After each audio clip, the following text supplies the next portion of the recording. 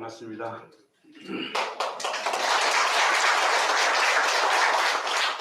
청년 시절부터 성북교회는 서울의 한 중심의 그 위상을 가지고 식구들을 지도하고 또 많은 청년들이 성북교회에서 청년 활동을 전개했던 그런 기억이 납니다. 그때 김현철 목사님도 계셨고 양창식 목사님도 계셨고 그리고 저도 이 단에서 현재 세 번째 이렇게 말씀을 전하게 되었는데요. 특히 오늘 환영을 해주신 정국진 우리 대교회장님은 참 제가 많은 후배들을 바라보지만은 장래가 정말 촉망되고 현재도 아주 유능한 그런 목소리라고 기억을 합니다.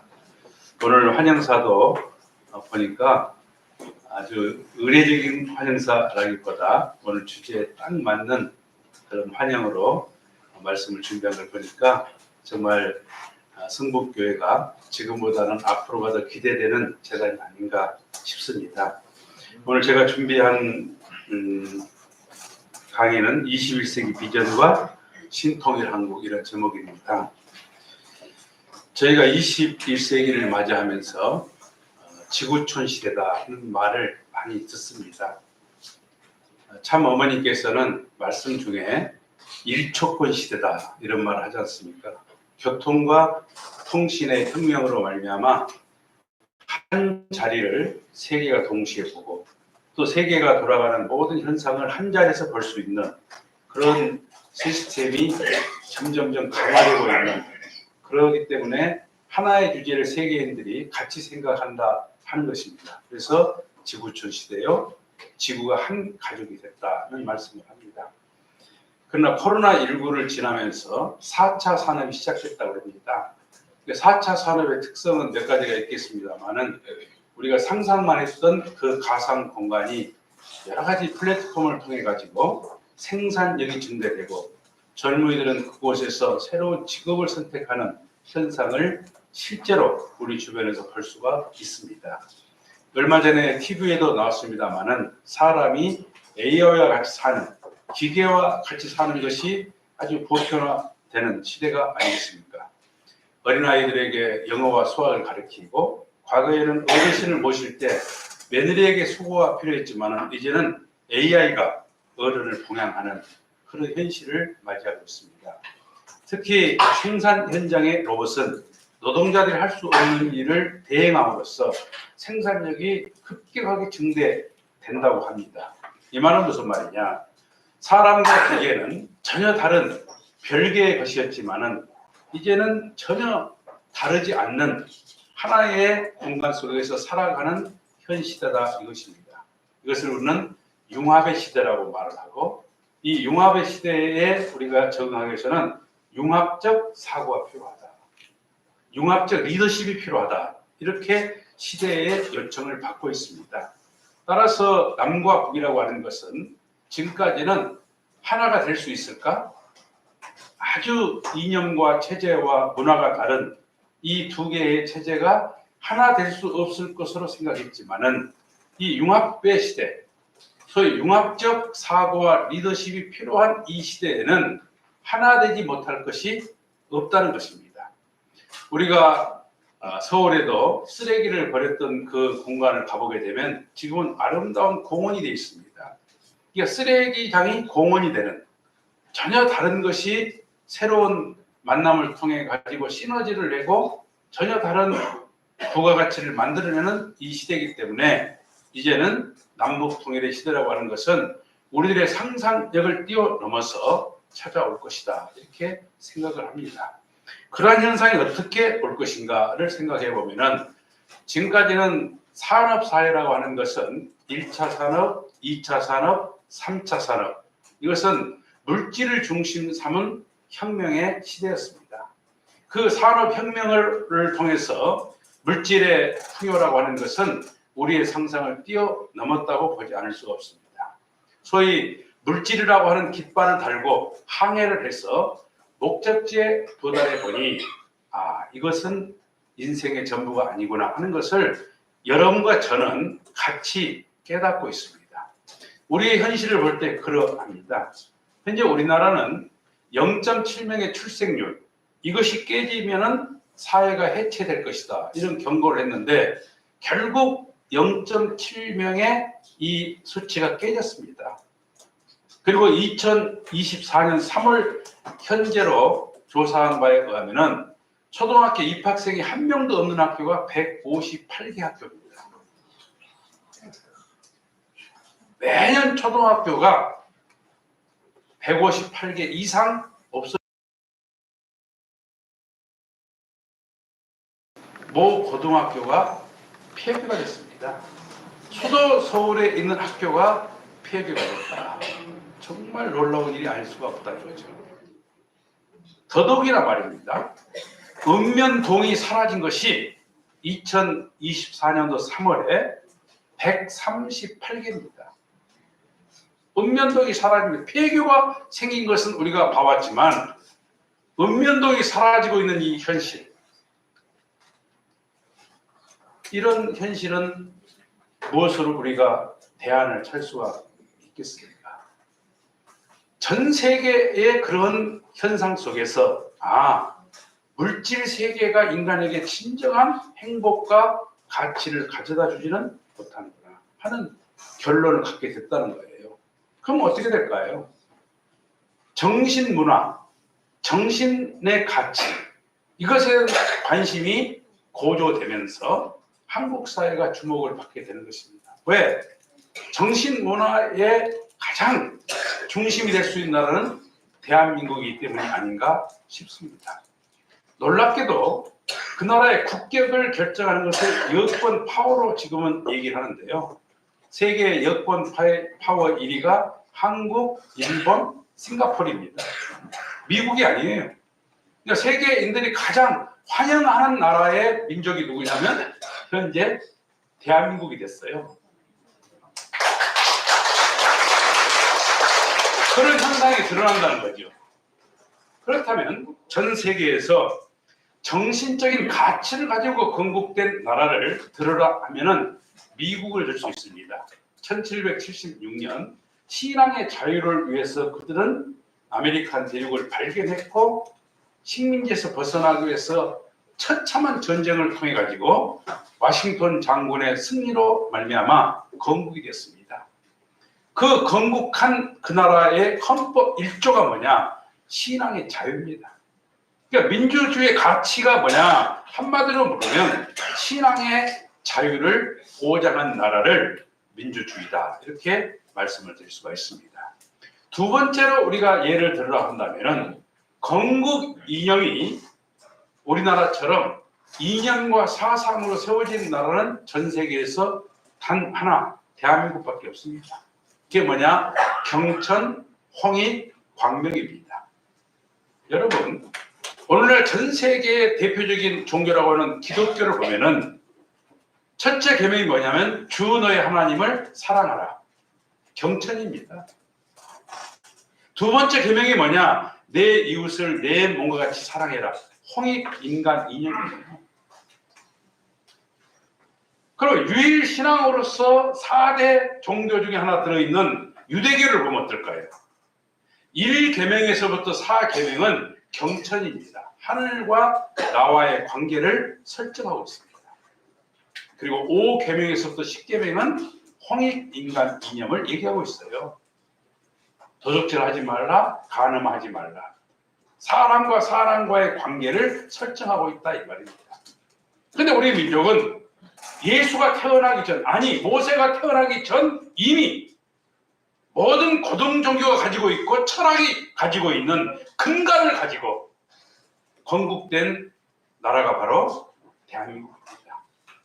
그래서 그들은 천국, 왕국을 얘기했지만은 천년 왕국을 얘기했지만 우리 민족은 소위 광명천지, 하늘과 땅이 밝은 나라가 될 것이며 그 나라의 임금을 단군이다. 밝을 단자입니다. 밝은 세계를 만들어내는 참된 지도자가 이 나라를 꿈을 완성할 것이다. 그런 말씀이 되겠습니다. 그런 사상과 이념은 정신세계를 형성하는 백그라운드가 됩니다. 어떤 사상을 공부했느냐가 그 사람의 정신세계를 지배한다는 말씀이 되겠습니다. 그래서 우리 민족은 도의정신이 뛰어납니다. 도를 사랑하고 진리를 사랑합니다. 진리를 공부하는 것을 즐겨합니다. 저도 미국에서 영국에서 강의를 해봤지만 그 사람들은 깊은 강의를 하면 머리가 아프다 그래요.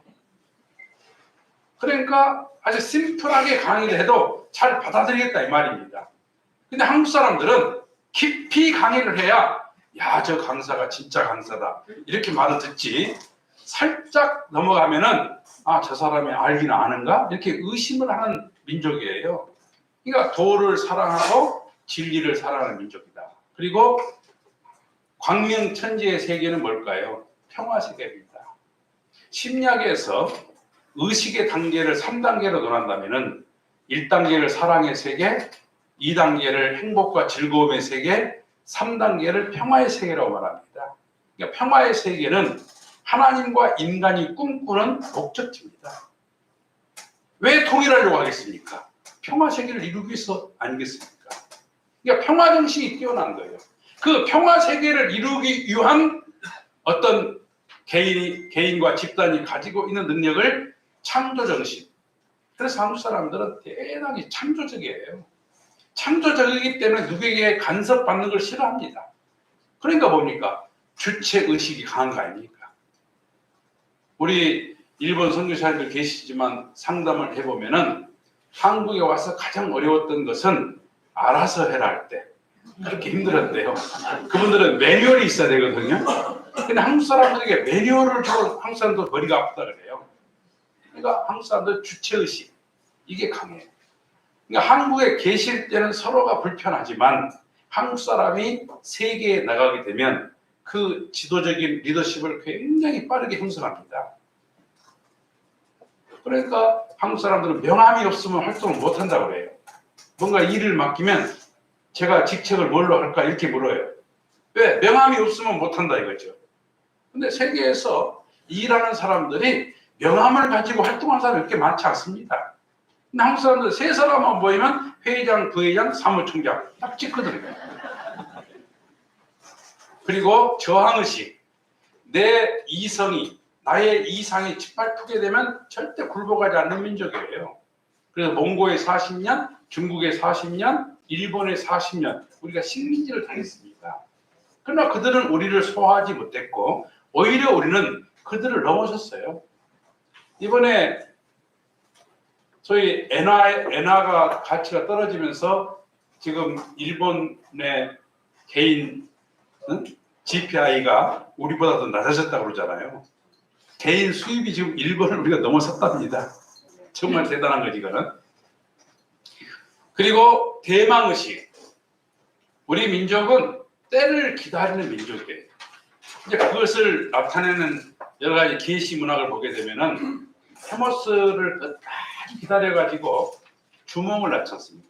그러니까 요아부인이라고 하는 것은 우리 민족을 말합니다. 땅의 민족을 말하고 헤모스라는 인물은 하늘에서 내려온 자를 말하는 거예요.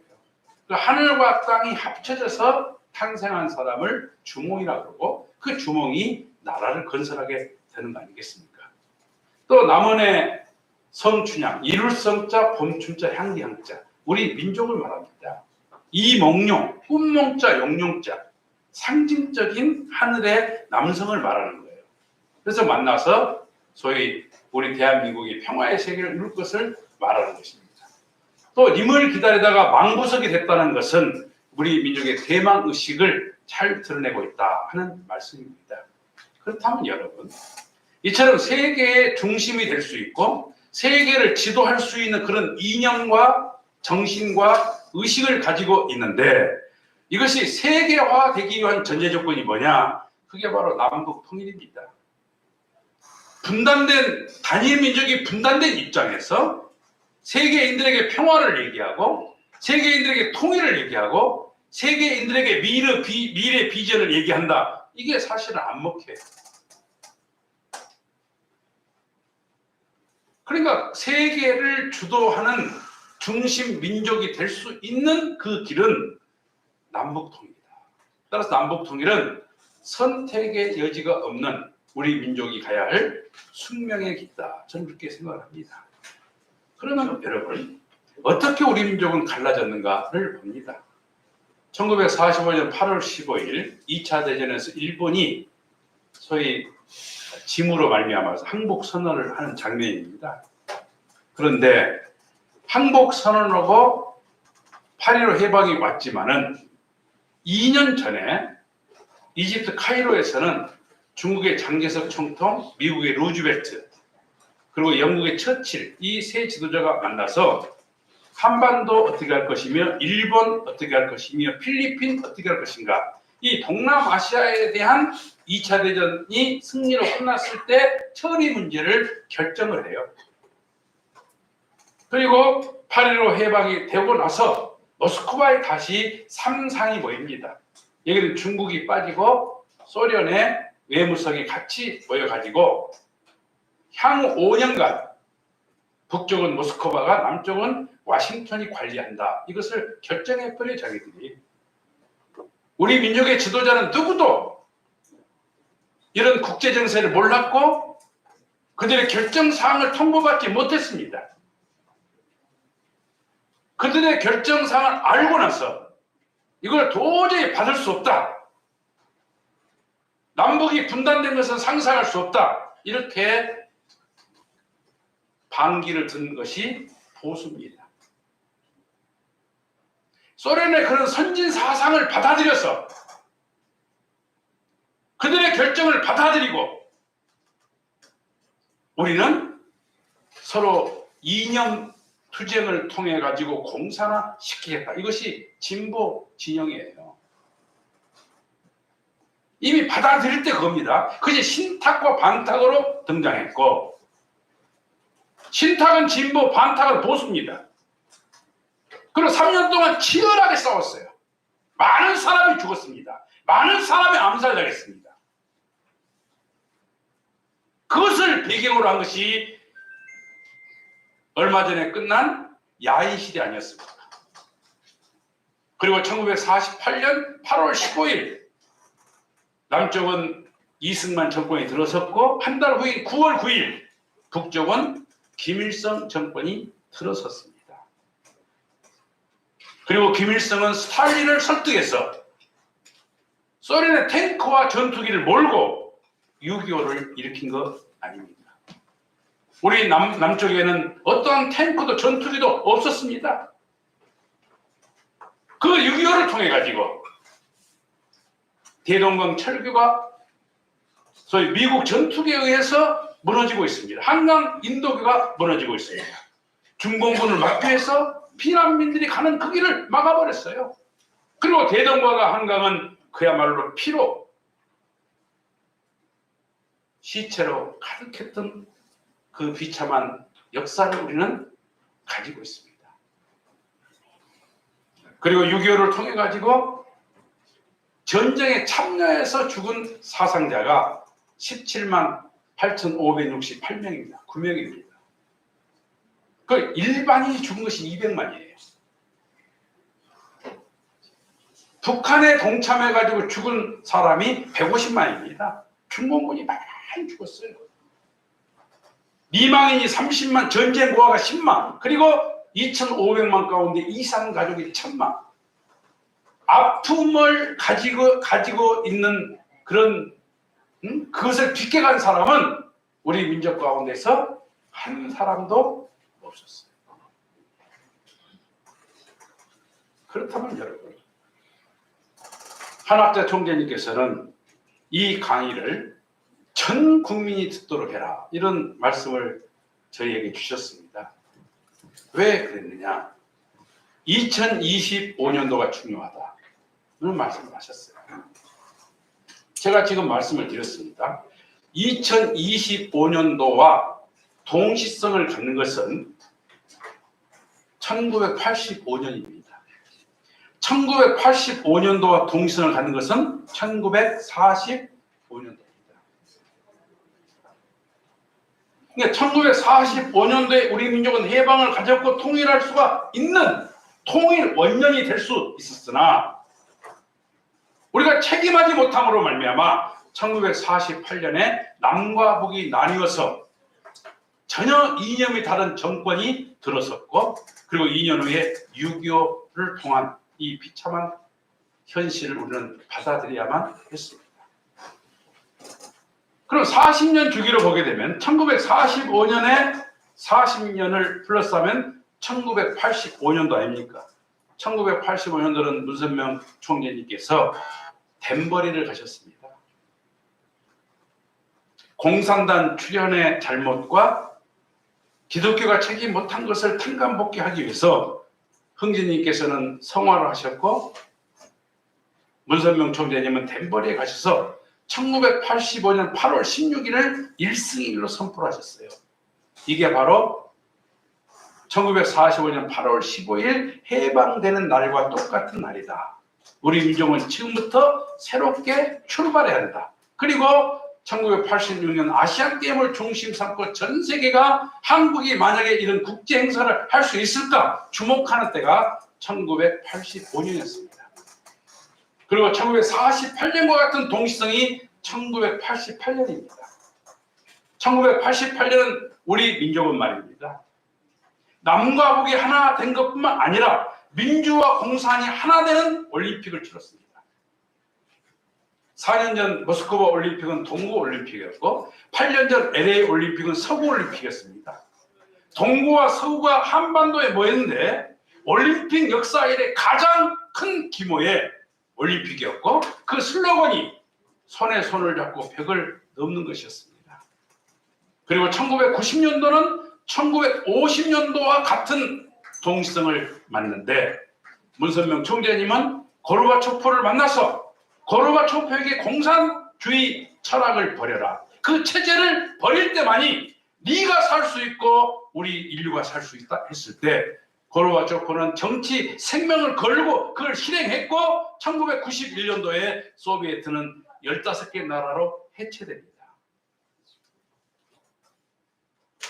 이와 동성이 언제겠습니까? 2025년도입니다. 1945년, 1985년, 2025년도가 바로 그런 해라는 거예요. 그래서 많은 정치인들과 예언가들은 2025년도가 통일 원년이 될 것이다 이렇게 예언을 합니다. 그리고 2028년은 1988년과 같은 해예요. 그게 뭐냐? 2027년도에 대통령 선거가 있고 2028년도에 국회의원 총선거가 있습니다.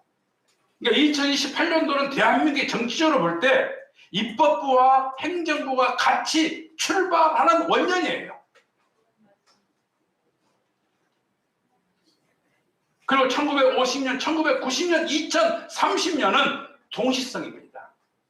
그러니까 2025년도부터 2030년까지는 우리 민족이 정말 통일되어갖고 번영의 길을 갈 것인가? 아니면 누구도 원치 않는 비운의 역사를 맞이할 것인가? 이런 기로에 서 있는 것을 천기를 알고 계시는, 하늘의 음성을 듣고 계시는 한학자 총재님께서는 긴장된 목소리로 전 국민이 이 말씀을 이해하고 함께 해야 된다 이런 말씀을 주셨다 그 말입니다.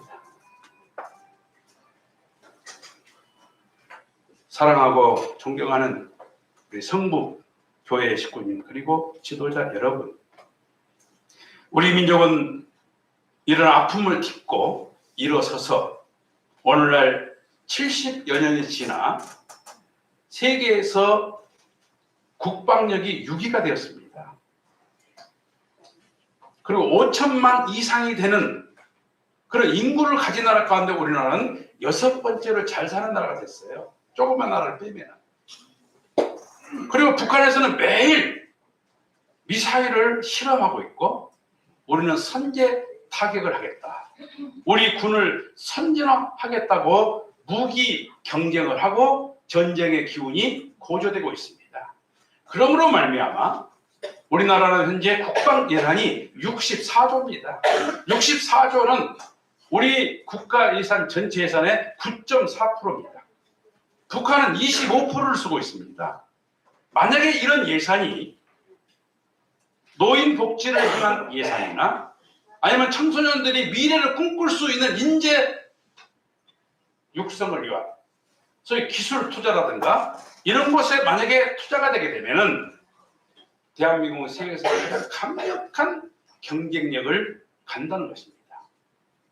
특히 젊은 친구들이 가장 경쟁력을 고취할 수 있는 그 나이에 군대를 가지 않습니까? 얼마 전에 개혁신당의 이준석 의원은 그런 말을 했습니다.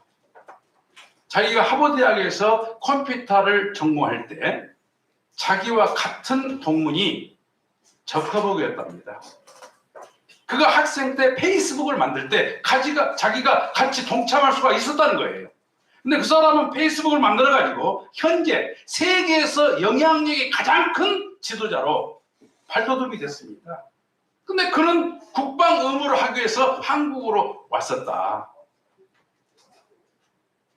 그러니까 공부를 하고 그 젊은 아이디어와 참신한 그런 내용을 가지고 세계화할 수 있는데 한국의 젊은이들은 군대라고 하는 이 족쇄 때문에 그런 찬스를, 그런 기회를 잃어버리는 경우가 많다는 거예요. 그러니까 만약에 통일이 되게 되면은 국방 예산이 현격히 줄여든 것은 물론이지만 우리 젊은이들이 징병제가 아니고 용병제로, 모범제로 해가지고 군대는 군대를 향한, 그리고 산업은 산업을 향한 그 길을 갈 수 있다면 대한민국의 미래가 얼마나 밝으냐 하는 말씀이 되겠습니다. 존경하는 지도자 여러분, 우리 한국은 현재 1년 총 생산력이 1조 8천억 달러입니다. 국가 GDP입니다. 이게 13번째 규모입니다. 그럼 얼마나 대단합니까? 6.25가 터지고 그 이듬해 조사를 해보니까 200개 나라 가운데서 우리나라가 199번째로 가난했어요. 그때 GNP라고 했을 때는 우리나라가 82불이었습니다. 82불. 지금 36,000불이에요. 정말 대단하잖아요. 그런데 우리 이웃나라인 일본은 5조 8천억 달러입니다. 우리 경제의 3배입니다. 경제 규모가 우리의 3배예요. 중국의 18조 달러입니다. 우리 경제 규모의 10배입니다.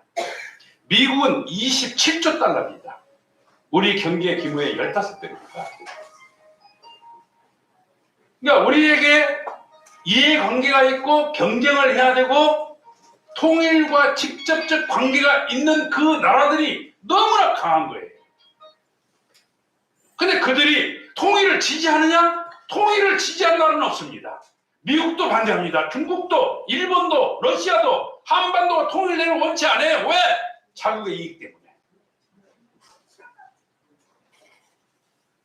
그래서 문선명 총재님이 저희들을 지도할 때 하신 말씀은 한반도 문제를 여는 키워드는 외교력과 설득력입니다. 그들을 설득할 수 있어야 한다는 거예요. 어떻게 설득할 것인가? 그렇게 말씀하셨습니다. 한국은 지하자원이 있는 것도 아니고 인구가 많은 것도 아니고 영토가 넓은 것도 아니다 이거예요. 그들을 설득할 수 있는 유일한 무기는 그들의 생각을 뛰어넘는 이념적 가치다. 그렇게 말씀하셨습니다. 막스와 엥겔스가 계몽시대를 지나면서 단순한 혁명을 가지고는 시대를 바꿀 수가 없다고 판단했습니다. 그 시대를 바꾸는 운동이 영속적으로 일어나기 위해서는 철학이 필요하다. 그 철학이 뭡니까? 정반합 철학 아니겠습니까? 그런 철학에 의해서 세계 2분의 1이 공산화됐고 수많은 젊은이들이 붉은 띠를 이마에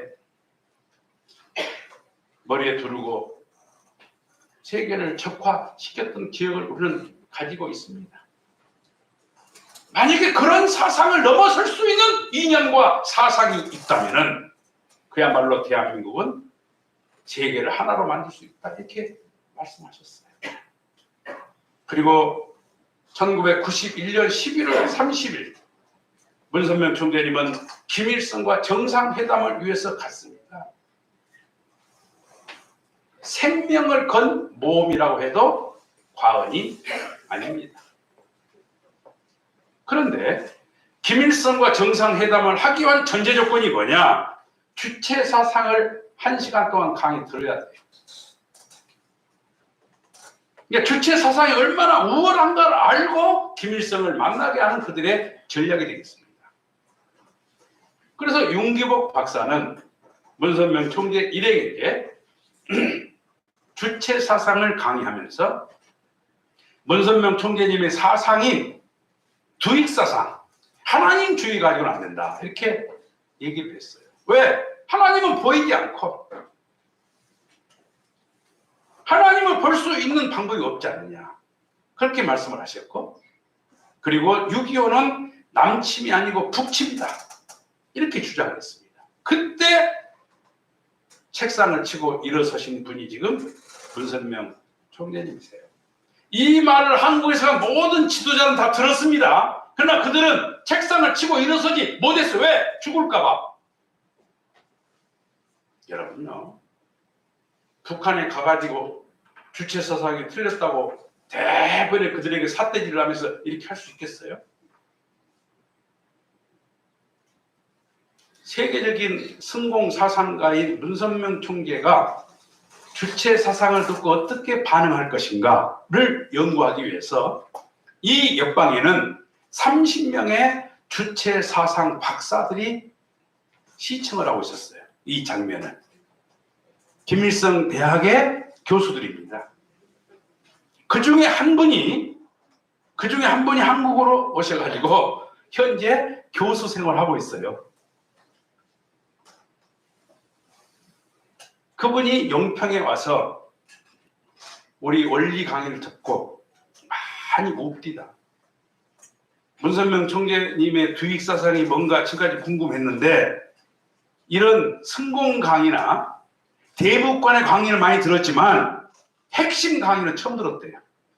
그래서 이렇게 깊으냐 하면서 하신 말씀이, 문 총재님이 책상을 치고 일어나면서 그것이 북침이라고 하는 그 목소리가 얼마나 컸는지 자기는 지금까지 그렇게 큰 목소리를 들어본 적이 없대요.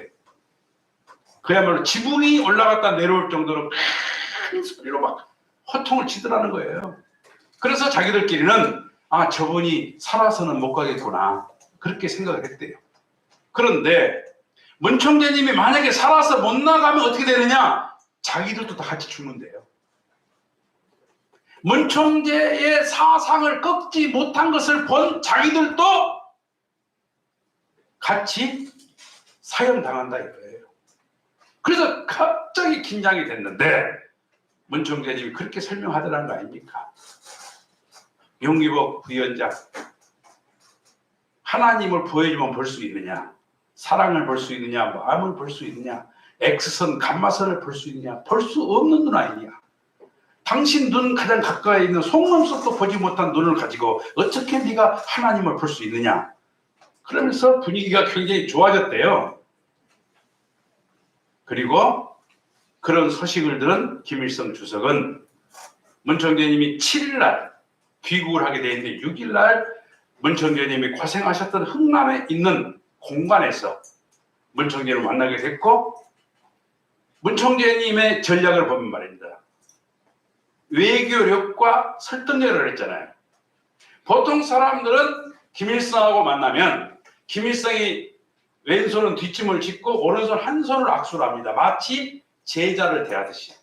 그걸 알고 있었던 문선명 총재님은 두 손을 번쩍 들고 들어갔답니다. 이거 생각할 수 있겠어요? 종교 지도자가 두 손을 번쩍 들고 막 빠르게 가니까 김일성도 어떻게 해야 돼요? 김일성도 손을 뒷짐지고 있다가는 목을 끌어안게 생겼으니까. 그래서 이게 뭐죠? 크로스포 꽉 끌어안았다는 거 아닙니까? 그러니까 이번에 70년 대 이수선 박사가 그 얘기 하잖아요. 그리고 귀에다 대고 피는 물보다 진한 거 아닙니까? 주석님께서 저보다 8살이 많으니 형님을 모시고 남북 통일과 세계 평화를 이루는 것이 저의 꿈입니다. 그냥 김일성에게 그냥 박장대소. 그 박장대소를 들어본 것이 없었대요. 그 미국, 북한의 지도자들이 깜짝 놀래가지고 이게 뭔 일이냐. 그 이후 회담이라고 하는 것은 일사천리로 이루어지게 됐다는 말씀을 드릴 수가 있습니다. 여러분, 이 강의를 몇 번인가 들었을지는 모르겠지만 공산주의 철학이 태동된 걸 보면은 소위 교부 신학이 무너졌습니다. 왜? 르네상스에 의해서. 교황과 신부들의 타락을 집타했던 지성인들이 교부 시대를 무너뜨렸어요. 그리고 인본주의로 돌아갔을 때 그 인본주의 철학에 싹튼 것이 뭐냐면 경험된 것이 없는데 어떻게 판단할 수 있느냐. 이게 경험주의입니다. 그 경험주의에 이성주의가 나왔고 그 이성주의에 해겔의 관념론이 나왔습니다. 해겔의 관념론은 그것입니다. 여러분이 단상을 보고 있지만 이 단상은 언젠가 없어진다는 거예요. 그러나 내 머릿속에 강사 앞에는 이런 단상과 노트북과 마이크가 있다는 그 관념은 영원하지 않느냐. 그게 실존이다. 그러니까 관념의 세계가 성장하고 발전하고 진화할 때 역사가 발전한다. 이게 관념 철학이에요. 그러니까 어떻죠? 종교 지도자나 정치 지도자들이 상층부를 형성하며 잘 살았어요. 그런 철학을 가진 자가 세상을 주물렀다 그 말입니다. 근데 이것을 반기를 든 것이 해겔 좌파 제자들과 소위 포에르바입니다. 그게 아니다 이거죠. 그리고 그들의 철학을 접한 것이 막스와 엥겔스예요. 그들은 말합니다. 관념 철학, 소위 정신세계가 역사 발전의 주체가 아니다 이거예요. 뭐냐? 생산력이다. 생산력. 일을 해서 돈을 벌었을 때 그 생산력이 역사 발전의 주체다. 그럼 생산력의 주인은 누구냐? 노동자와 농민 아니냐? 노동자와 농민이 피땀 흘려서 일해가지고 생산력을 증대했는데 일하지도 않는 종교 지도자와 정치 지도자가 그들 다 착취해갔다. 근데 이것을 바로 세우기 위해서는 노동자, 농민이 힘을 합쳐 상층부에 있는 그 계급을 끌어들여야 된다. 이게 혁명 이론이에요. 그 상층부에 있는 것을 그들은 부르주아지라고 했고, 부르주아지는 뭐냐? 악의 세력이에요. 그리고 노동자, 농민은 뭐라 그러냐면 프롤레타리아. 선한 사람들이다. 땀을 흘리며 노동을 하는 정말 착한 사람들이다 이거야. 그들의 이익이 대변될 때, 그들이 진짜 역사의 주인공이 될 때만이 유토피아의 세계가 온다 이거예요. 이 강의를 들으면요, 대학생들이 전부 다 가슴에서 막 피가 뻗치면서 이 혁명의 앞장을 서요. 그리고 말합니다. 역사가 너를 부르는데 역사의 부름을 너가 거부하겠느냐? 그러면요, 거부한 자는 바보가 되는 거예요. 그래서 전 세계의 젊은이들이 여기에 열광을 하게 됐고, 우리나라도 이 열광의 좌파들이 엄청나게 끌려 들어갔어요. 만약에 우리나라가 GNP가 2만 불을 넘어서지 못했다면 그들의 세상이 됐을 거예요. 그런데 GDP의 급격한 성장으로 말미암아 이념이라고 하는 것이 반맥해 주는 것이 아니구나 하는 것을 알게 되는 거죠. 그렇다면 여러분, 이 이론이 어디까지 왔을까요? 모든 걸 반의 개념으로 봤기 때문에, 부모와 자식을 반의 개념으로, 스승과 제자를 반의 개념으로 봤기 때문에 제자가 스승의 머리를 자른 거 아닙니까? 급기야는 남편과 아내가, 남자와 여자가 반의 개념으로 왔습니다.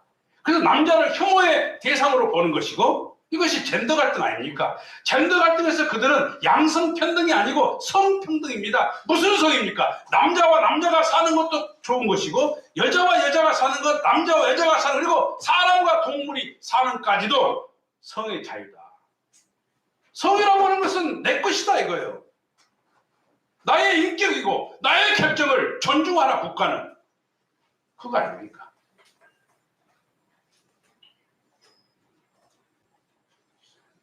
성을 갈라치게 해버렸어요. 그래서 우리 아들이 지금 27살입니다. 2세입니다. 자기 친구들은 연애 안 한대요. 연애 안 하는 문화가 많이 확산되고 있답니다. 서로 혐오의 대상으로 본다 이거예요.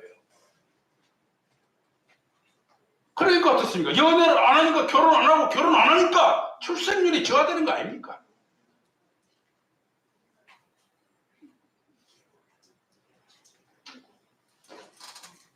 그래요.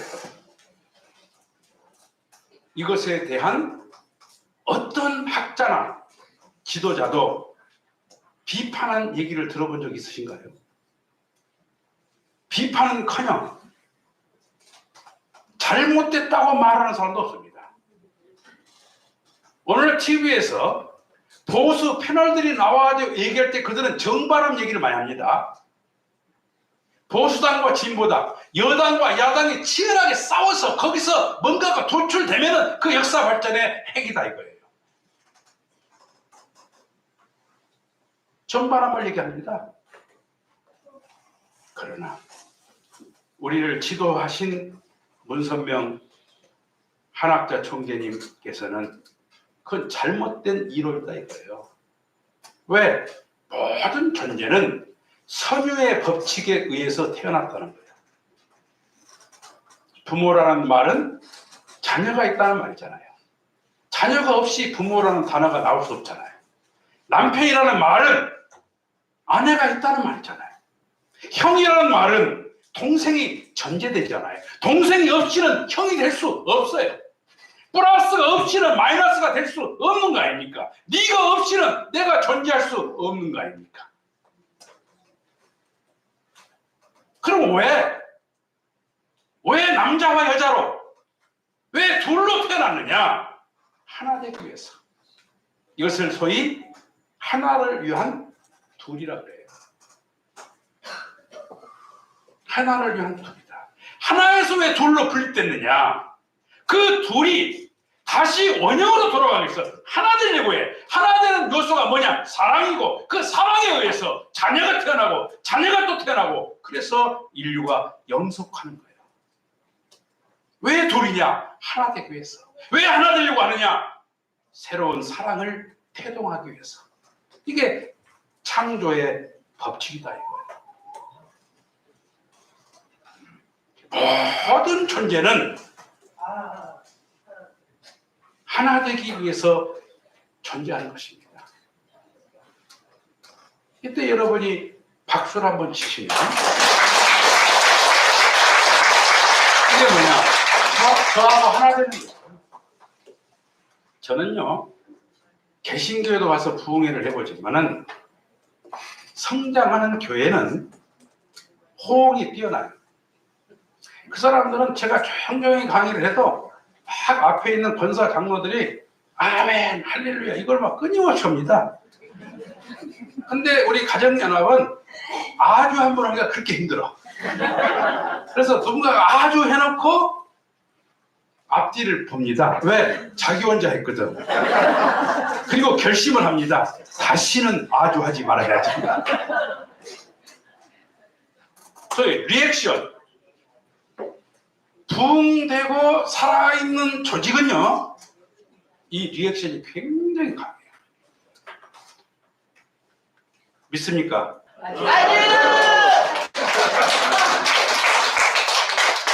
여러분은 아주 해놓고 웃잖아요. 엄청 믿음이 부족한 거예요.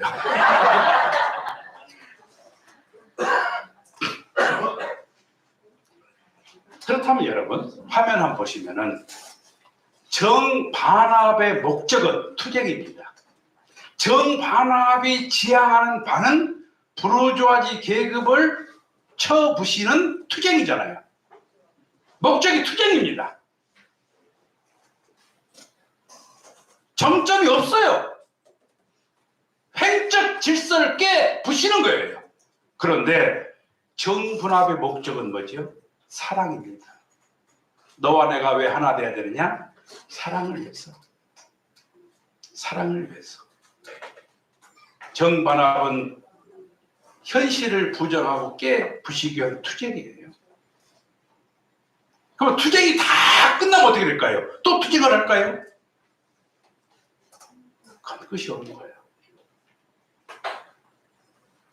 그래서 인류 역사는 정반합이 아니고 정분합이다. 모든 생명 가운데요, 투쟁과 갈등을 통해서 태어나는 생명체는 없습니다. 투쟁과 갈등을 통해서 태어나는 조직은 없습니다. 투쟁과 갈등을 위해서 태어난 어떤 생명체도, 어떤 조직도, 어떤 국가도 존재할 수는 없어요.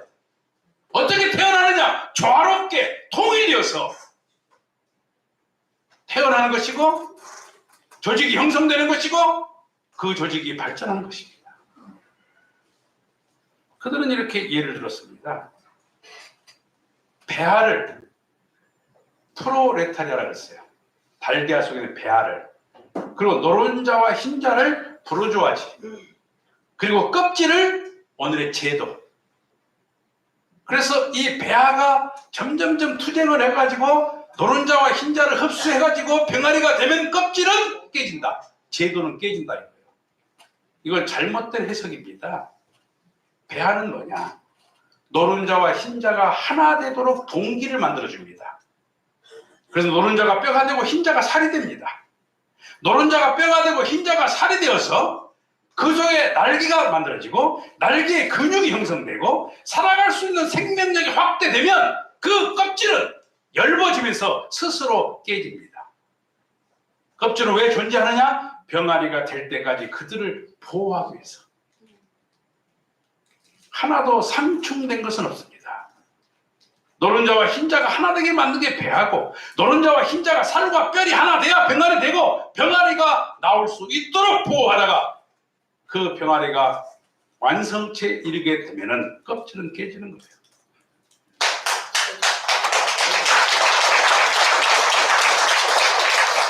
이런 이념과 사상을 가지고 정치를 해야 되고, 이런 이념과 사상을 가지고 남북 대화를 해야 되는 거예요. 아무런 이념도 아무런 사상도 없이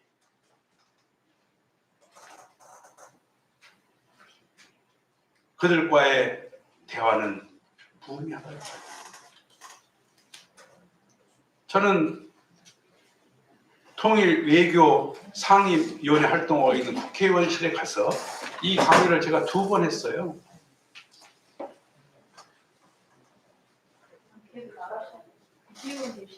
그분들이 강의를 듣고 한 번 더 듣고 싶다는 거예요. 아산에서 사선을 하신 그 국회의원이 아산 원양 관광 호텔에서 이 강의를 듣고 그 다음 주에 아산교회 산다 그랬더니 그분이 또 오셨어요. 독실한 크리스찬이래요. 근데 그분이 저를 국회로 초청을 했어요. 너무 놀랍다. 자기들은 군사력 비교, 경제력 비교 이런 것을 가지고 얘기했는데 여기다 주체사상을 덧입혀서 얘기를 했을 때 주체사상이 무엇인가? 그리고 그 주체사상을 대안 세울 수 있는 통일사상, 하나님주의가 무엇인가를 알았을 때 많이 놀라는 걸 들었습니다.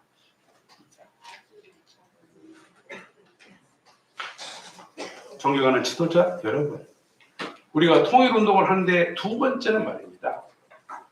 민간 주도형 통일운동이 절실해요. 환영사에서 우리 정국진 대표회장께서 말씀하셨듯이 우리가 미국적으로 올인을 하면 동구권, 특히 중국이 우리를 비토합니다. 중국이 비토하면 우리가 중국과 수출 규모가 27%예요. 단일 국가가 27%입니다. 중소기업 다 무너지는 거야. 근데 중국으로 우리가 올인하게 되면 미국이 우리를 견제할 때 첨단 산업, 자동차, 전기, 반도체, 항공 산업의 길이 막혀버려요. 그러니까 국가의 아젠다를 가지고 NGO를 중심 삼고 활동이 펼쳐질 때 한국 정부는 외교관은 우리 국민들의 정서를 백그라운드로 해서 외교를 할 수 있고 그들을 설득할 수 있고 그리고 반대할 수 있는 거 아닙니까? 그런데 여러분, 그 민간 주도형에 누가 들어와야 되느냐? 국제 기반이 들어와야 돼요. 그래서 이미 1975년도에 60개 나라의 젊은이들이 한국에 와서 국제 승공 전선을 구축한 거 아닙니까? 이런 해안을 가졌다는 것에 대해서 오늘 지도자들은요 많이 놀라요. 특히 민간 주도형의 이런 운동이 필요하다는 데에서 정치 고위 관리들이 강의 들었어요. 많이 놀라면서 이것이 정말 공감이 된다. 공감이 되면 뭐가 있어야 되잖아요.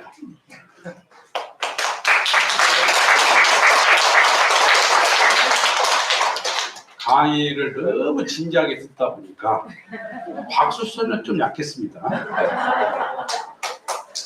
그러한 내용을 중심 삼고 문선명 한학자 총재님께서는 전국을 순회하면서 승공 걸기 대회를 하셨는데 전남 광주에서 대회를 할 때 미국에서 비보가 왔습니다. 총재님의 둘째 아드님이 교통사고로 운명을 달리했다는 소식을 들었지만 양이분께서는 정말 미동도 않으시고 나머지 행사를 다 진행하고 8일이 지나서야 미국을 향하는 뒷모습을 저는 봤습니다. 많이 울었습니다. 아, 공인의 길, 국가를 위하는 길이 저런 것이구나. 자녀의 그 비보를 들었지만 그 아픔을 감추고 대의를 위해서 가야 되는 것이 바로 고민의 길이라 하는 걸 저는 그때 가슴속에 많이 각인되었던 것 같습니다.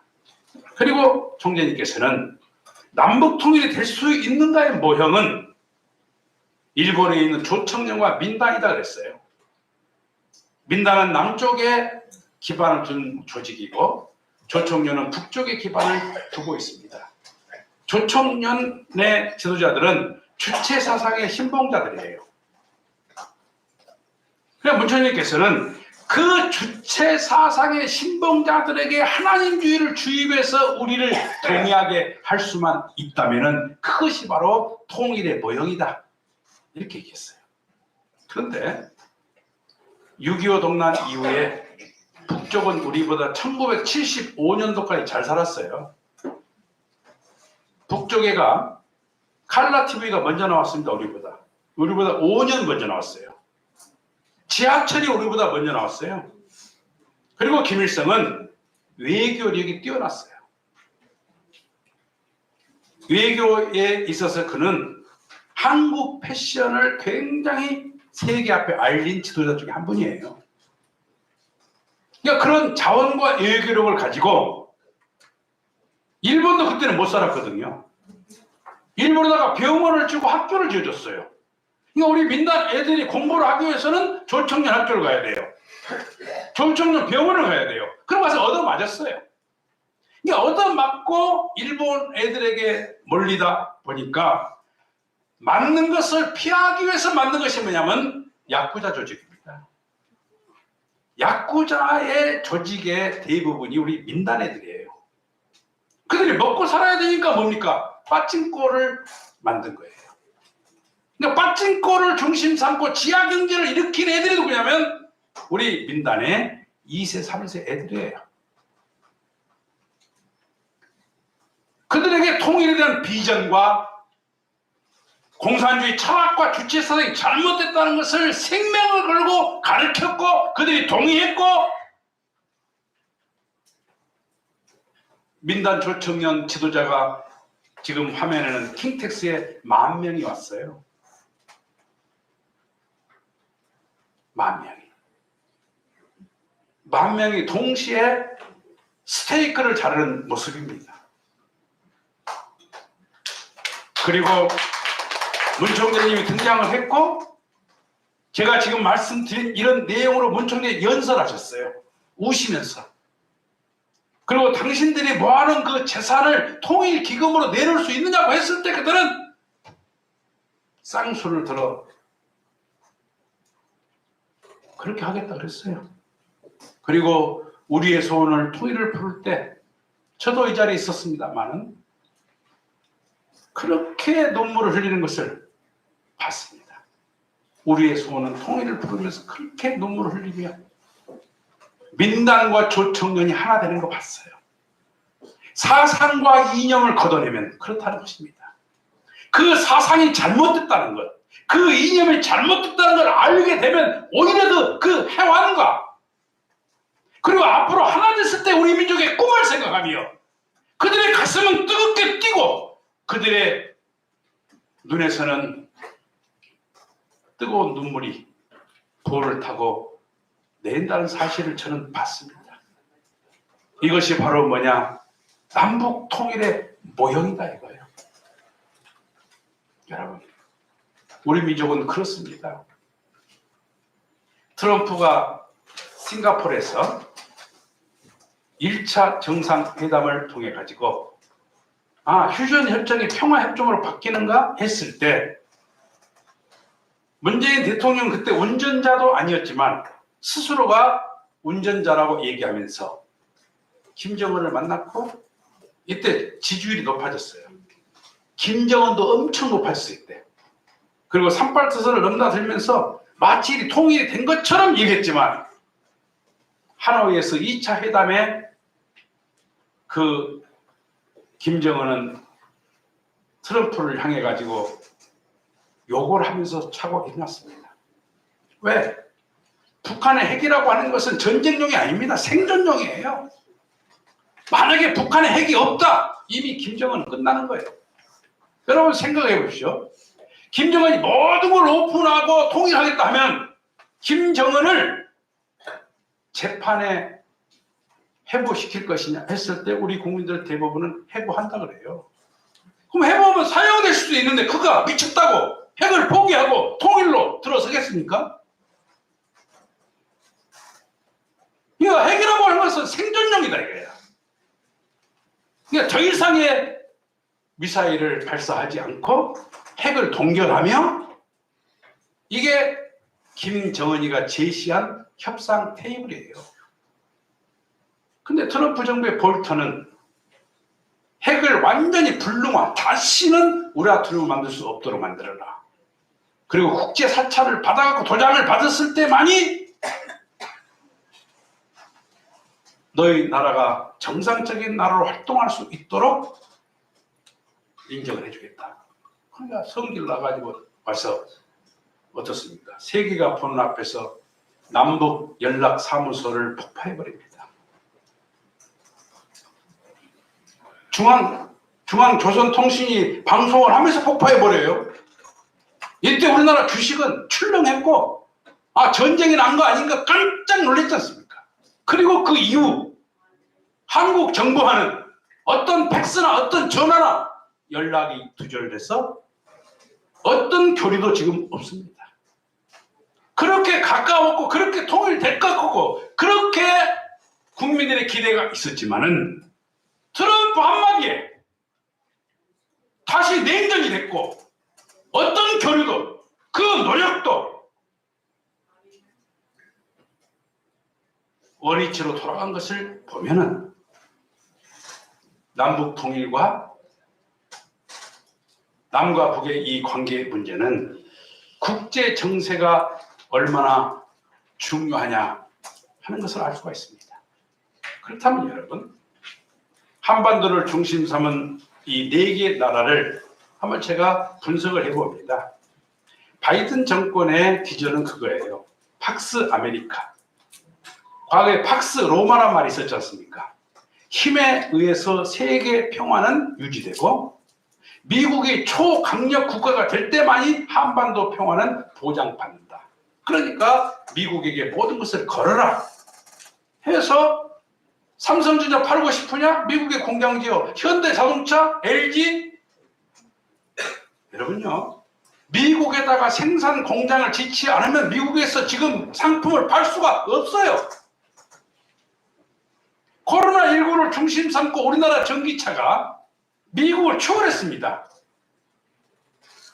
그럼 우리나라 전기차에게는 특별한 관세를 붙여가지고 제재를 하고 있어요. 과거의 미국이 아니다 이거예요. 자국의 이익을 위해서.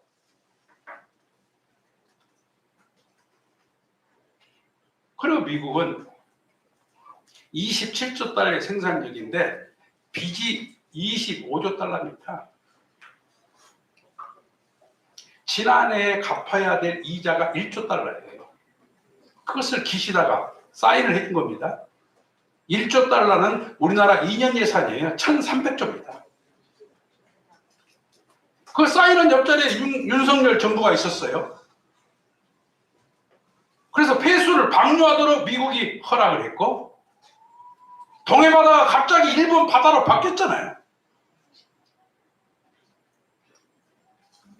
이 정치 외교라고 하는 것은 그냥 한순간에 동해바다가 일본 바다로, 독도가 일본 땅으로 변할 수 있는 이 긴장을 놓쳐서는 안 됩니다. 우리 국민들이 정치적 의식과 감각을 높여야 돼요. 그런 미국을 어떻게 요리할 것인가? 문선명 한학자 총리께서 40년간 그 대표적인 것이 워싱턴 타임입니다. 이번에 야당의 원로 국회의원께서 미국의 상원 의원을 만나고 싶다. 저에게 부탁을 해가지고 지금 한국에 와 계시는 워싱턴 타임의 간부들에게 부탁을 했더니 그걸 주선을 해줬어요. 한국 정치인들이 미국 조야에 서로 관계할 수 있도록 많은 브릿지 역할을 하는 데가 워싱턴 타임입니다.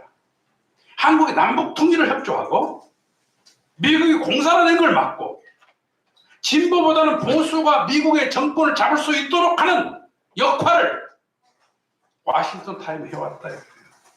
그 신문사 하나를 만들어내는데 문총리 직접 말씀하신 거예요. 1조 2천억. 만약에 그 돈을 우리가 생각한 것처럼 교회 선교를 위해서 투자했다면 이 성북교회는 틀림없이 한 10층 정도 올라가 있어야 돼요. 그리고 큰 성전에서 선교를 썼다면 문총장님은요, 교회에서 나온 헌금의 90%를 전부 다 사회에 환원했습니다. 교회를 위해 쓴 돈이 없어요. 남북 통일을 위해서, 미국을 위해서, 인류 평화를 위해서. 그게 문 총재님이 살아온 생애의 발자취다 이겁니다. 그럼 미국과 맞서 있는 시진핑은 대동사회 건설을 비전으로 내세우고 있습니다. 소위 미국 중심한 질서를 중국 중심한 질서로, 상공권, 해상권, 지상권. 그래서 미국의 F-35기하고 맞먹는 스텔스기가 젠 20이에요. 여러분요, 세계에서 항공기가 가장 많은 나라가 중국입니다. 그리고 달러가 가장 많고 금이 가장 많은 나라가 중국이에요. 그러면 달러를 가지고 미국을 옥죄려고 했지만 미국은 뭐예요? 달러를 찍어냈잖아요. 그리고 지금 미국과 중국의 냉전 구조는 대만에 대한 영향력을 누가 차지하느냐? 왜? 대만이 지금 반도체 1위를 달리고 있잖아요.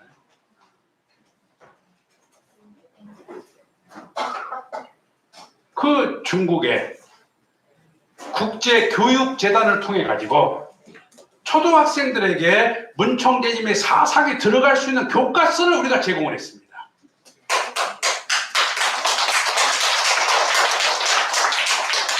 이게요 굉장히 진보적인 활동을 전개하고 있다 그 말입니다.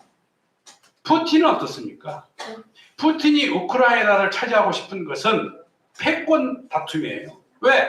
우크라이나는 곡창지대일 뿐만 아니라 우크라이나가 있어야만이 유럽으로부터 미국으로부터 공격에 소위 말하면 방파제가 되는 거예요. 그런데 트럼프는 전쟁을 싫어합니다. 트럼프가 대통령이 되면 전쟁이 끝날 것이고 트럼프는 푸틴하고 또 친해요. 국제 정세가 급격하게 변할 가능성이 높아지고 있다 이 말입니다. 그리고 그는 시베리아에 가스를 개발해서 소위 경제력, 군사력을 강화해서 미국과 중국의 그 패권의 한 축을 감당하고 싶은 것이 그의 꿈이다 이 겁니다. 그런데 고르바초프 당시에 문선명 총재님께서는 모스크바 대학의 수재들을 3,000명을 미국에서 40일 동안 교육을 시켰습니다.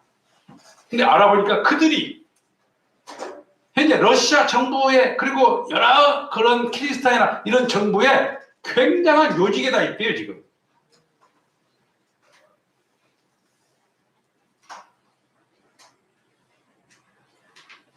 그러니까 그런 국제 기반을 만들어 왔다 이거예요. 기시다는 소위 세 가지의 전략이 이 사람도 경제력, 군사력 그리고 전쟁할 수 있는 나라 헌법을 바꾸는 것인데 미국과의 협상을 통해서 중국이 발발하면 자위대를 동원해 가지고 대만을 지켜라 이게 약속이에요. 이미 전쟁할 수 있는 나라로 이미 헌법이 바뀌고 있어요. 그런데 이 네 개 나라가 패권을 다투며 각축을 벌이는데 그 무대가 어디냐면 한반도라는 거예요. 이게 참 참담한 거 아닙니까? 한반도에 이런 각축이 벌어질 때 누구도 해법을 내릴 수가 없었지만 여러분이 정말 존경하고 관심이 집중돼 계시는 독생령 성령의 실체이신 한학자 총재님께서는 이렇게 말씀하셨습니다. 이제는 대륙이 움직이는 시대가 아니다. 세계 국회의원들을 동원해서 남북 통일을 지지하는 입법, 세계 평화를 지지하는 입법 활동이 전개돼야 된다. 이렇게 말씀을 하셨는데 뉴스를 한번 의원연합총회가 전 세계 113개국 450여 명의 국회의원이 참석한 가운데 국회의원 회관에서 열렸습니다. 오늘 총회에서는 북핵 문제 해결을 통한 그들이 입법을 하게 되면 그걸 경영하는 자는 수반입니다. 근데 세계 선진국가 7개 나라의 수반이 모여서 서밋을 했는데 그 서밋은 뭐냐? 자원과 기술을 교환하는 거예요. 그래서 공동 번영의 길을 모색하는 것입니다. 그런 아이디어를 착안해서 한학자 총재님께서는 네팔에서 캄보디아에서 그리고 서울에서 서밋을 열었는데 그 서밋에 트럼프 대통령, 아베 총리 그리고 캄보디아의 훈센 총리가 공동위원장이 됐습니다. 그런데 여러분 하나의 소식은 이 훈센이 37년 동안 독재를 했는데 그의 아들을 미국이 육군사관학교에 받아줬어요. 육군사관학교를 나왔고 미국에서 지휘자 역할을 하다가 근본에 45살 된 아들이 총리가 됐습니다. 그래서 캄보디아가 친미국이 된 거예요. 미국 정부가 적극 지원해가지고 제2의 베트남을 꿈꾸고 있습니다. 그럼 훈센은 누구냐? 상원의회 의장이 됐습니다. 서열은 왕이 있고 상원의회 의장이 있고 그 다음에 총리입니다. 그래서 훈센이 그런 직책을 가지고 미국과 하나 되어 있기 때문에 그리고 김정은과 가장 가까운 사람이 누굽니까? 훈센이 왜? 아버지 친구입니다. 그래서 그가 꿈꾸는 것은 김정은이가 원하는 것 중에 가장 원하는 것이 정상국가로 선포하는 거예요. 그럼 정상국가를 만들 수 있는 것은 뭐냐? 미국이 만약에 허락을 하면 평양에서 이러한 서밋을 개최하는 것입니다. 그래서 국회의원과 언론인이 500여 명이 들어가서 김정은이 그 국제 무대에 등장을 하고 한학자 총재가 평화를 선포하게 되면은 그것이 바로 2025년도에 그 꿈이 만약에 이루어지게 되면은 제가 모두에서 말씀드렸던 것처럼 2025년, 2028년, 2030년도에는 반드시 평화 통일 시대가 이루어진다는 것을 알 수 있습니다. 지난 10일 호주평화연합의 주최로 194개 트럼프가 도널드 나타났습니다. 트럼프 전 미국 MBA입니다. 대통령이 재임 시절 자신의 최고 업적은 남북한의 밝은 미래를 위해 기여한 일. 그리고 대단히 디테일이 있습니다. 남북한 공동 수교한 나라가 157개 나라고 미국과 일본, 한국 정부를 합쳐 160개 나라라. 이 160개 나라가 우리를 지지해야 된다. 국제 기반입니다. 그때 미국과 중국과 러시아가 우리의 남북 통일을 가로막을 수는 없다 그랬습니다.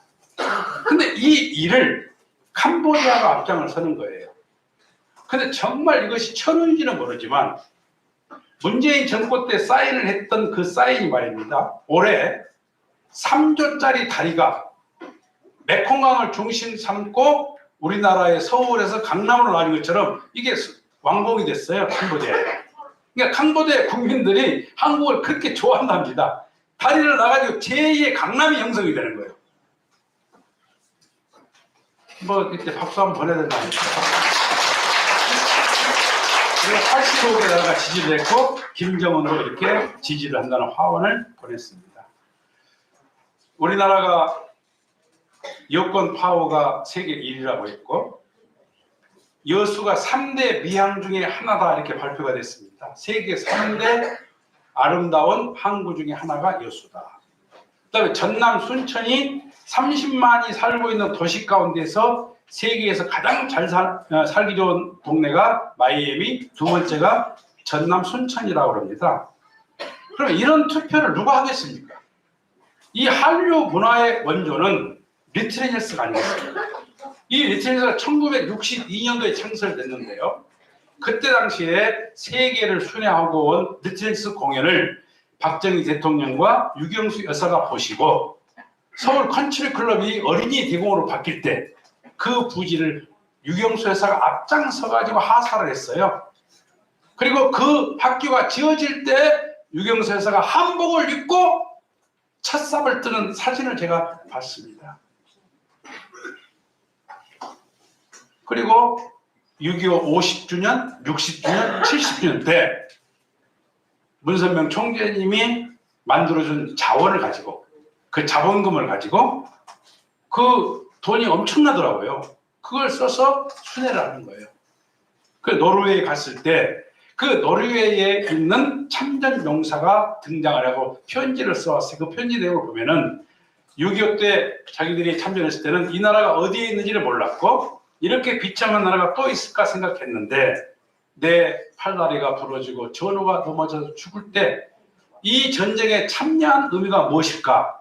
평생을 후회하며 살았는데 리틀 어린 천사들이 와서 당신이 구한 나라가 세계에서 10번째로 잘 사는 나라가 됐고 그 아름다운 춤과 노래와 문화가 있는 그리고 당신의 그 참여한 나라들을 16개 나라를 순회하면서 감사를 표하면서 영웅 메달을 달아줄 때 내 인생 92년 가운데 6.25를 통해 가지고 한반도를 구한 것이 가장 보람 있고 의미 있다는 것을 깨닫게 해주신 참 부모님께 감사하다 이런 편지가 왔어요.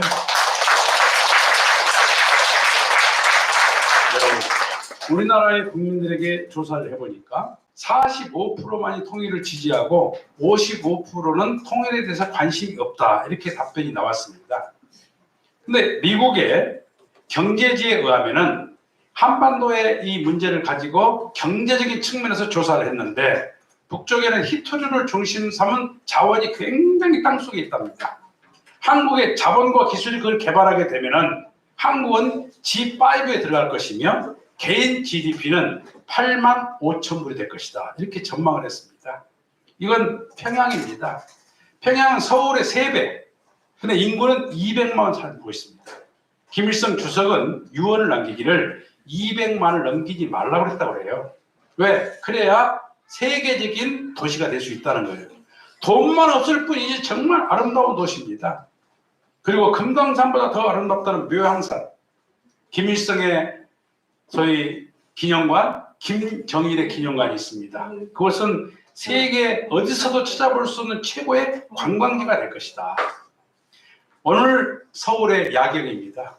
세계에서 가장 아름답고 화려한 도시 하면 서울이라고 합니다. 그런데 북한은 어떻습니까? 초등학생들이 논과 밭에서 이삭을 줍고 있습니다. 우리가 가진 여러 가지의 문제를 같이 나눌 수 있어야 되지 않겠느냐. 그게 통일의 당위성이 되겠습니다. 마지막으로 전쟁을 통해서 우리가 선제 타결을 했다고 그러는데 만약에 전쟁 나면은 우리는 60년대로 돌아가 버려요. 그러면 남과 북은 똑같이 거지가 되고 다시는 일어설 수 없는 패전 국가, 남과 북이 공동 패전 국가가 될 수밖에 없다는 거예요.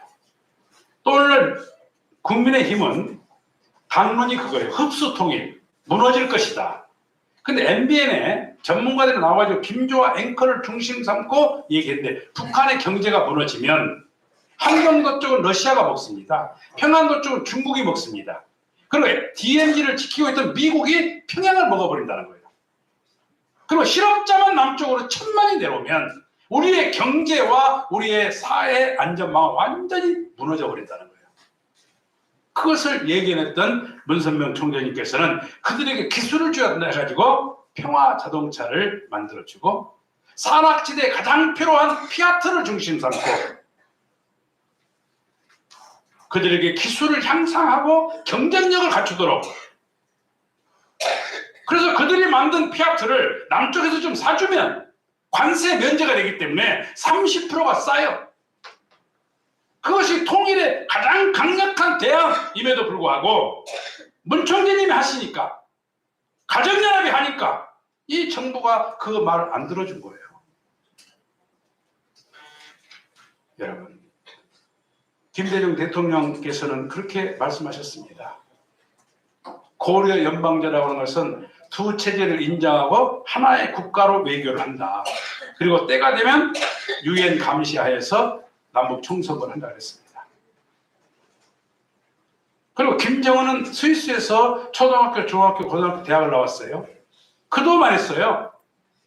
때가 되면 유엔 감시하에 남북 총선거다. 그래서 남쪽의 선거구제를 그대로 북쪽에 해놨어요. 인구가 적어도 똑같은 숫자의 국회의원이 나오도록 해놓은 거예요.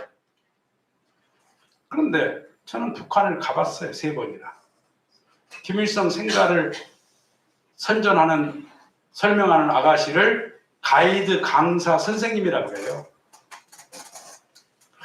구구절절히 막 눈물을 흘리면서 군량미가 없으면 모래알로 군량미를 만들었다는 거 아닙니까?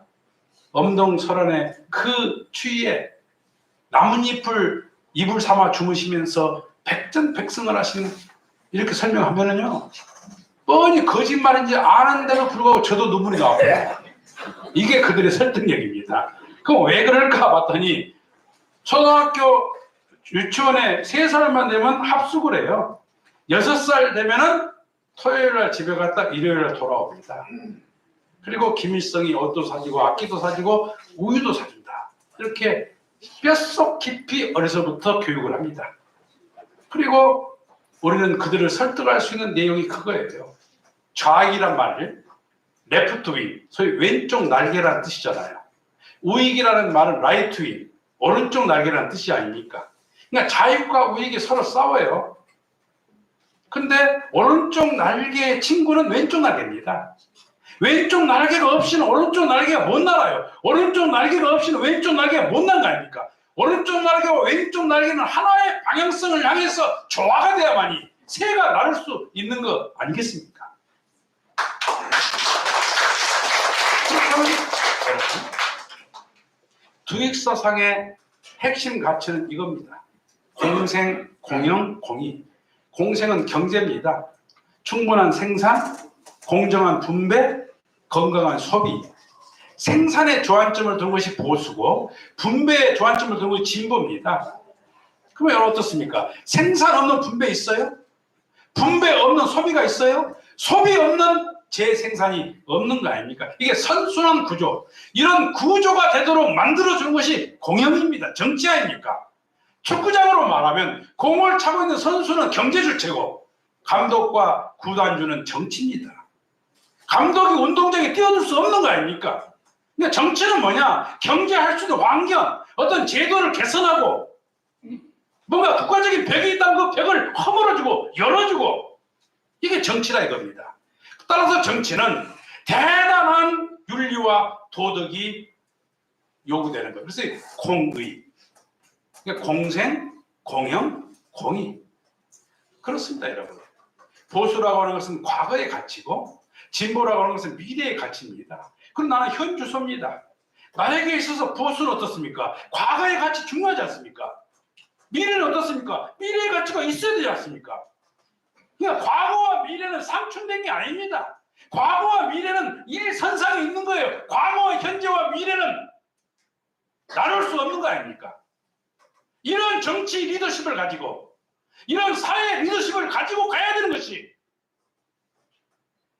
바로 공생, 공영, 공이다 이 말입니다. 여러분, 이러한 얘기를 전 세계인에게 했을 때 그 모델 국가는 대한민국이다라고 동의를 합니다. 그리고 193개 나라의 지도자들이 문선명 총재님을 따르면서 그 세계는 반드시 오겠다는 신념을 가지고 지금도 움직이고 있습니다. 제가 영국에서 1년 동안 선교를 했습니다. 이 성전의 약 2배 된 성전에서 200명에서 300명이 런던 교회에서 예배를 봐요. 근데 그들은 의자가 없어요. 빨간 양탄자에서 무릎을 꿇고 예배를 드립니다. 그래서 왜 무릎을 꿇느냐? 한국은 의자를 놓는데 그랬더니 조선의 풍습과 문화를 몸소 접해보고 싶어서. 그럼 예배가 끝나니까 한국 쪽을 향해서 경배를 해요. 그리고 손에 손을 잡고 우리의 소원은 통일을 부르는 모습을 볼 때 저는 많이 울었어요. 여러분요, 영국 사람들은 인종차별이 굉장히 심합니다. 영국 사람끼리도 어떤 영어를 쓰느냐가 영어 발음에 의해 갖고 신분 차이가 나버릴 사람들. 그런데 그 자존심 강한 그들이 이 말씀을 들으면 한국을 신앙의 조국으로 남북 통일의 문제를 자신의 문제로 여기더라 그 말입니다. 저는 그러한 현상을 한남동에서 문선명 한학자 총회 양인들에게 보고한 기회가 있었어요. 그때 문선명 총회 하신 말씀이 너희들은 젊어서 좋겠다. 내가 한 생애를 통해서 세계의 거점을 확보한 것은 하나님의 나라를 이루기 위한 초석이다. 193개 나라에 있는 그 거점은 평화를 향한 피스 하이웨이, 평화를 향한 고속도로다. 앞으로 태어날 젊은 친구들을 위해서 내 당대에 이루지 못할지도 모르지만 2세, 3세가 태어나가지고 항구적인 평화, 하나님의 나라를 이룰 수 있도록 내가 한 생애를 통해서 이루는 것이 바로 피스 하이웨이다. 그 말씀을 들을 때 선생님께서는 어떤 명예와 권세와 그것이 아니고 인류가 항구적으로 하나님의 뜻을 이룰 수 있도록 그리고 인류가 평화를 향해서 달려나갈 수 있도록 하는 기반을 닦기 위해서 될 수밖에 없는, 하는 것이 아니고 할 수밖에 없는 그런 하나님의 나라의 건설에 초석을 만드셨구나 하는 생각을 하며 이 말씀이 우리 모든 국민들에게, 지도자들에게 전달돼야 한다는 한학자 총재님의 그 심정을 안고 오늘 저는 여러분에게 말씀을 증거하게 되었습니다. 감사합니다.